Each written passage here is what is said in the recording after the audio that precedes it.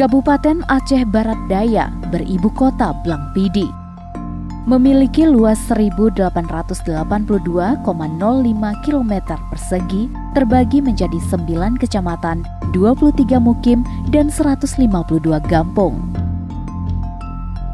Disahkan melalui Undang-Undang Nomor 4 Tahun 2002 tentang pembentukan Aceh Barat Daya sebagai Kabupaten Otonom pada tanggal 10 April 2002. Abdia mengandalkan sektor pertanian dan perdagangan untuk keberlangsungan perekonomian. Sebagaimana Blangpidi sejak dahulu menjadi pusat perdagangan di kawasan barat selatan Aceh. Selain itu, potensi perkebunan, pertanian, sampai perikanan cukup menjanjikan.